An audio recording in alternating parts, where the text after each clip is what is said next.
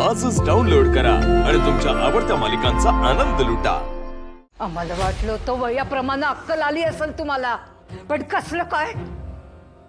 आता एवढा तमाशा करून आलाय तिथं, तर सूर्य आपली बहीण आपल्या घरात देईल का? हा, इतकं समजावून सांगितलं तर तुम्हाला, तरी का केलं तुम्ही असं? सूर्यामुळे वागलो असा। त्यानं आपल्या खानदानाची आबरू काढली, मग काय गप बसायचं होतं का मी? तुमची जर अशी इच्छा असेल ना, त्या सूर्याच्या पायाशी जाऊन मी लोटांगण घालावं, तर माझ्याच्यानं ते जमणार नाही। हे बघ सत्यजित, आम्ही आंधळ नाही, या आधी आम्हाला चांगलंच दिसत होतं। एक लक्षात ठेवा, त्या सूर्याचा जो माज आहे ना, जो स्वाभिमान आहे ना, तो त्याच्या बहिणींमुळे आहे। एकदा का त्या बहिणींनी आपल्या पुढे गुडघे टेकले की तो सूर्या, तो सुद्धा आपल्या समोर गुडघे टेकल। पण तेवढा दम कुठे आहे तुम्हासनी? नाहीच आहे। आमच्या समध्या अपमानांचा बदला घेणार आहोत आम्ही। अरे पण त्यासाठी ती पोरगी घरात तर यायला पाहिजे, एवढी साधी गोष्ट कळत नाही तुम्हासनी?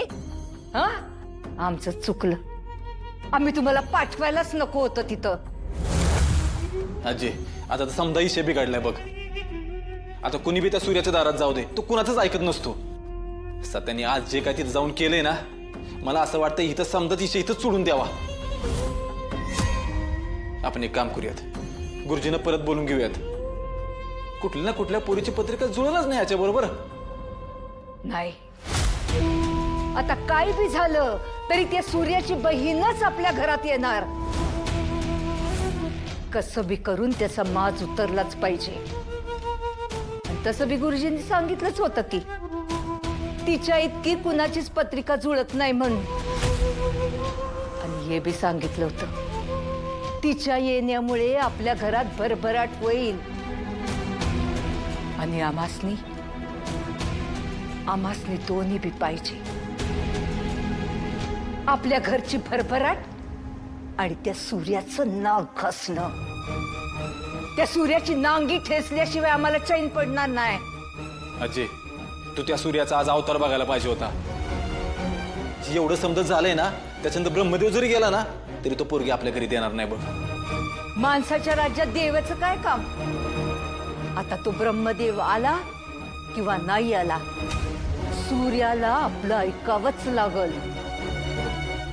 आणि आता एक गोष्ट लक्षात ठेवा, आपण कुणी बी तिकडे बोलणी करायला जायचं नाही। आता ती राजश्री परसाटची बोलल। आता मुळावर घाव घातल्याशिवाय चालणारच नाही, मुळावर घाव।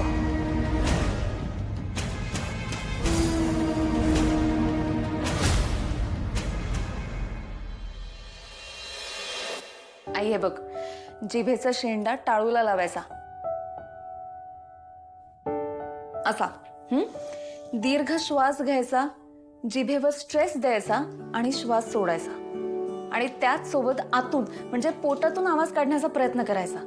तुला लगेच जमणार नाही, पण हळूहळू प्रयत्न कर, जमेल। करून बघ एकदा, ट्राय कर। गुड गुड गुड, होईल होईल, हळूहळू जमेल, आपण करूयात प्रयत्न। काय चाललंय म्हणायचं? काय शिकवताय त्यांना? डॅडी, स्पीच थेरपी चालू आहे। बर, म्हणजे या थेरपीने ना, ज्या माणसाची वाचा गेली आहे ती परत येण्यासाठी मदत होते, किंवा ज्यांना उच्चार स्पष्ट जमत नाही ना, त्यांना सुद्धा मदत होते। असं होय? आईची वाचा परत येण्यासाठी मला जे जे प्रयत्न करता येतील ना, ते सगळे करून बघणार आहे मी। असं होय? चांगले चांगले। बाकी काय बी म्हणा, तुम्ही आणि ते जावई बापू कशाचाच कधीच कंटाळाच करत नाहीत बा। घेण्यासारखे कन्या सांगते ते व्यायाम नीट करा। हा, तुमची वाचा लवकरात लवकर परत आली पाहिजे। एकदा का तुमची वाचा परत आली, तुमची पुढची काळजी घ्यायला आम्ही आहोतच की। चालू द्या, आम्ही येतो।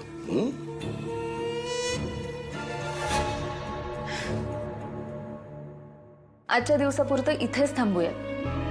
फार जास्त स्ट्रेस पण नको यायला. पण हो, दिवसातनं 3 ते 4 वेळा हा व्यायाम करायचाच. आणि एक 2-3 तासाच्या गॅपने केलास तरी चालणार आहे, पण करायचा. कसं सांगू तुळजा तुला, माझी वाचा कवाच माघारी आली अगं.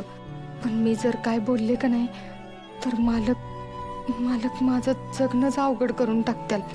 तुला माझ्यासाठी असं तुटताना बघून मला लय वाईट वाटतंय. पण काय करू, माझ्या हातात काहीच नाही. माफ कर पोरी मला.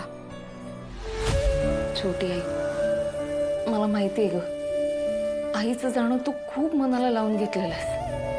पण जे काही घडतं ते आपल्या हातात नसतं अगं. हा सगळा नियतीचा खेळ असतो. त्यामुळे तू प्लीज, आई तुझ्यामुळे दरीत पडली हा विचार पहिल्यांदा डोक्यातनं काढून टाक. अगं, कोणाला किती आणि कसं आयुष्य द्यायचं हे सगळं त्याच्या हातात असतं. तू नको या गोष्टीचा विचार करूस आणि लवकरात लवकर यातनं बाहेर पडण्याचा प्रयत्न कर. पडशील ना? आणि हो, अजून एक गोष्ट सांगायची होती. छोटी आई, त्या दिवशी ना आईला सूर्याला काहीतरी खूप महत्वाचं सांगायचं होतं. ते नेमकं काय आणि कशाबद्दल होतं हे जर तुला आठवत असेल ना, किंवा एक बारीकशी जरी काही तुला आयडिया असेल तर ते प्लीज मला सांग.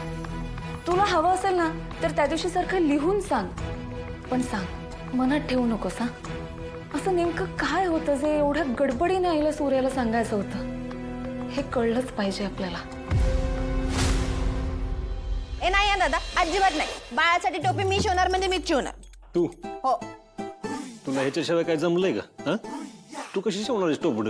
दादा, अजून 5 मंथ आहेत बेबीला यायला. मी शिकेन तोवर. काय काय म्हण? अरे 5 म्हणजे 5 महिने. 5 महिन्यात अजून बाळाला यायला. तू ना एक काम कर, आपल्याकडे जे 5 महिने आहेत ना त्यात तू माझ्याकडनं इंग्रजी शिकून घे. तुझ्याकडनं? हो. तुझ्याकडनं इंग्लिश शिकणार नाही, याडाच असेल. जा जा जा जा. का? ठीक आहे दादा.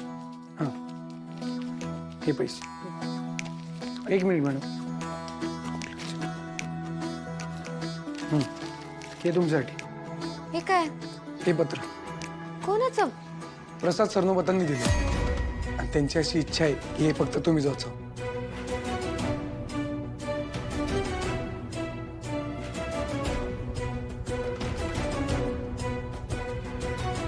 आता काय करू? दादाला सांगू का याबद्दल? नाही नाही, नको नको. आधीच तो त्या माणसांमुळे इतका चिडला होता. आता हे पत्र बघून काय करेल काहीच सांगता येत नाही.